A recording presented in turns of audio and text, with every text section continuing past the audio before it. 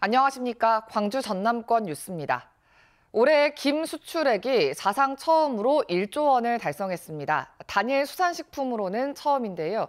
해양수산부도 이에 맞춰서 김 공장 현장을 점검하고 수출 확대 방안을 논의했습니다. 김광진 기자의 보도입니다. 올해 김 수출 실적은 사상 최대인 7억 7천만 달러, 한화 1조 원을 달성했습니다. 수산식품 역사상 단일 품목으로 최초입니다. 김 수출은 지난 2010년 1억 1천만 달러에서 올해 12월 1조 원으로 7배 이상 성장했습니다. 여기에 수출국도 2010년 64개국에서 현재는 124개국으로 2배가량 늘었습니다. 특히 세계적인 경기 둔화로 수출이 어려운 가운데 이룬 성과여서 그 의미가 남다릅니다. 김은 라면 같은 다른 가공식품처럼 원료를 수입하는 것이 아니라 모든 과정에 우리 바다에서 생산한 원료를 사용하기 때문에 관련 산업에 미치는 긍정적 효과도 큽니다. 생산 분야에 있어서는 유기인증 사업을 확대하고 가공 분야에 있어서는 마른 김 품질 관리제, 김산업 진흥 구역을 확대 지원 중에 있으며 이런 가운데 미국과 중국, 일본 등 전통적인 시장에서 최근에는 베트남과 러시아, 인도네시아 등이 신흥 수출국으로 떠오르고 있습니다. 해양수산부도 김 관련 업체들과 함께 수출 관련 애로사항을 청취하고 수출 확대 방안 등을 논의했습니다. 여러 가지 수출과 관련된 애로점들이 있으실 텐데요. 하나하나 귀담아 들으면서 정책 자금 지원이라든지 현장에서 고민하시고 있는 부분들을 정책으로서 담아내도록 하겠습니다. 한편 올해 들어 전라남도의 김 생산량은 5만 3,200톤가량으로 지난해보다 생산량은 29% 늘었고 물김 가격은 49%가량 높게 거래되고 있습니다. KBS 뉴스 김광진입니다. 여수 순천 11구 사건 특별법에 따른 희생자와 유족 신고가 내일 마감됩니다. 현재 신고 건수는 7천 건이 넘지만 희생자 유족으로 결정된 사례는 400여 건에 그치고 있는데요. 신고 기한과 여순사건위원회 활동 기한을 연장해야 한다는 목소리가 높아지고 있습니다. 정길훈 기자의 보도입니다. 순천시청에 설치된 여순사건 희생자 유족 신고 접수 창구입니다. 하루 평균 10여 명이 신고와 상담을 진행하고 있지만 내일이면 운영이 중단됩니다. 여순사건 특별법과 시행령에 따른 희생자 유족 신고 접수가 이달 말로 종료되기 때문입니다. 현재 전국적으로 접수된 여순사건 신고는 7,300여 건, 희생자를 12,000여 명으로 발표한 1949년 전라남도 자료와 비교하면 60% 수준입니다. 자식들도 어렴풋이 얘기 들었지만 내용을 잘 모르니까 신고를 이제 주저하기도 하고 어떻게 신고를 해야 될지 구체적인 방법도 잘 모르고.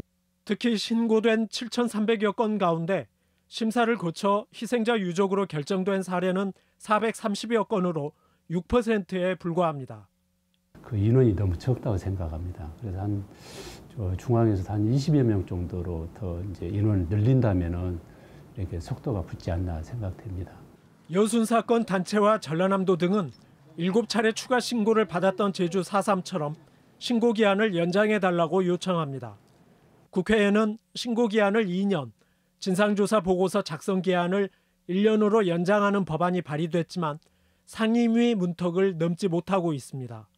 행안부에서 계속 좀 반대를 많이 한 바람에 이렇게 하다 보니까 이게 자꾸 뒤로 밀리고 좀 그러고 있는 거거든요.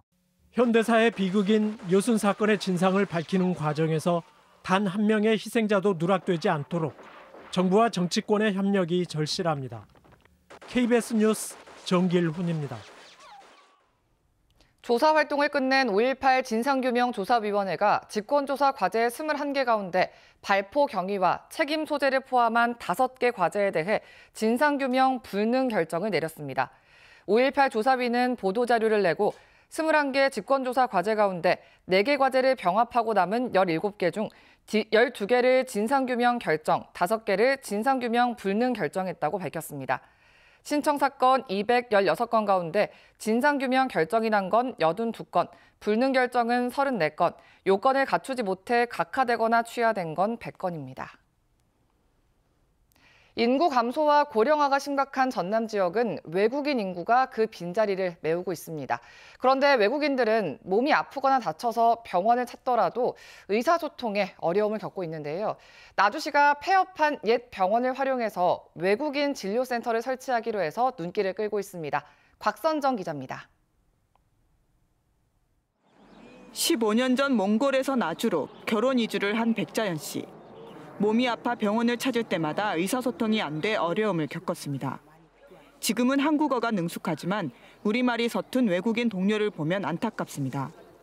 그냥 아프다고만 하지 정확하게 설명하기가 뭐 어떻게 아픈지 뒤에서 되게 의사소통이 많이 힘들어해요. 뭐 10분 후에 뭐 1시간 후에 병원에 도착하는데 그때 전화 받을 수 있냐고 하면서 이런 문제를 해결하기 위한 외국인 진료센터가 광주 전남 최초로 나주에 들어섭니다. 나주시는 한 의료법인 재단과 함께 폐업한 옛 병원 리모델링 공사에 착수했습니다. 해당 병원은 지난 2019년 11월 폐업한 이후 빈 건물로 방치되었습니다. 리모델링을 통해 내년 상반기 중 공공형 종합병원으로 재탄생하면 지역 주민들의 열악한 의료 여건을 개선할 것으로 기대됩니다. 특히 도비 등 10억 원을 들여 병원의 외국인 근로자와 이주민을 위한 외국인 진료센터가 설치될 예정입니다. 다국적 통역사가 배치돼 외국인들의 의료 사각지대를 해소할 것으로 보입니다. 굉장히 많은 외국인 인력들이 와 계시고 또 나주는 또 교통의 중심지이기 때문에 전남 주변 지역에 또 많은 또 외국인들이 계십니다. 지역 주민들한테 의료 서비스를 제공할 수 있게 됐다는 것이 큰 의미가 있고요. 또 외국인들한테 절박한 그런 응급 의료를 제공할 수 있다는 전남의 외국인 수는 지난 2018년 3만 3천여 명에서 지난해 4만 7천여 명으로 41% 증가했습니다. KBS 뉴스 곽선정입니다. 다음은 희망 2024 나눔 캠페인 이웃 돕기 성금을 보내주신 분들입니다.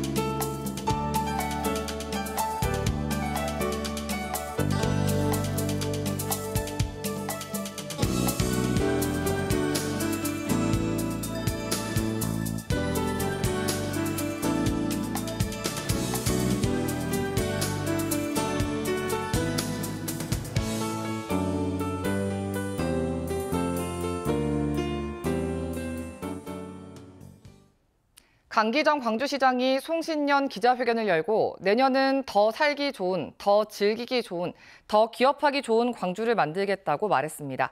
강 시장은 올해 가뭄과 산업위기, 재정위기를 극복했고 복합쇼핑몰 3종 세트 본궤도와 도시철도 2호선 2단계 구간 공사 시작 등 막혀있던 문제를 풀어냈다고 자평했습니다.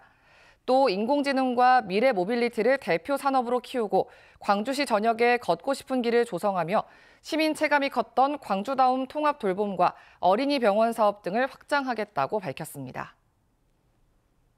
김영록 전남지사는 송년 기자간담회를 통해 내년을 지방소멸 위기를 극복할 원년으로 삼겠다고 밝혔습니다. 김 지사는 이를 위해 셋째 아이 이상 출산 가정에 1억 원의 출산 지원금을 지급하는 등 모든 정책의 최우선을 출산율 높이기에 두겠다며 3급 상장의 인구 청년 이민국 신설과 청년 문화복지카드 지원액 확대를 제시했습니다. 또 재생에너지 집적화단지 지정과 남북권 광역 관광 개발, 여수 세계 섬 박람회 등을 통해 글로벌 전남을 이끌어가겠다고 말했습니다. 광주와 대구를 잇는 달빛철도 특별법의 연내 국회 통과가 무산됐습니다. 국회 법제사법위원회는 올해가 지나면 효력이 없어지는 일몰법 등을 우선 심사하기로 하면서 해당 법안을 안건으로 상정하지 않았습니다. 이에 따라 오늘 국회 본회의에서도 특별법안을 다룰 수 없게 됐습니다. 광주시는 다음 달 9일 본회의가 열리기 전에 법사위에 법안이 상정될 수 있도록 노력하겠다고 밝혔습니다.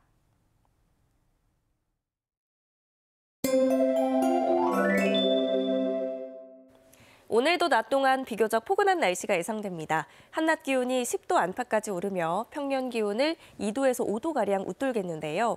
다만 아침은 여전히 영하권 추위 보이는 곳들 많습니다. 크게 벌어지는 일교차에 옷차림 잘하셔야겠습니다. 오늘 외출하실 때는 보건용 마스크 착용하셔야겠습니다. 광주는 오전 중에 일시적으로 초미세먼지 농도 나쁨 단계까지 치솟겠습니다. 현재 대체로 맑은 하늘 보이고 있지만 곳곳에 안개로 인해서 시야 확보가 어렵습니다. 가시거리가 한평과 나주, 화순 등은 200m 미만으로 짧은 곳들이 있으니까요. 교통안전에 주의하셔야겠습니다. 다음 자세한 지역별 기온입니다. 아침 기온 어제와 비슷하거나 1, 2도가량 낮고요. 낮 최고 기온은 장성과 한평 9도까지 오르겠습니다. 여수의 낮 최고 기온 11도, 광양 12도로 포근하겠습니다.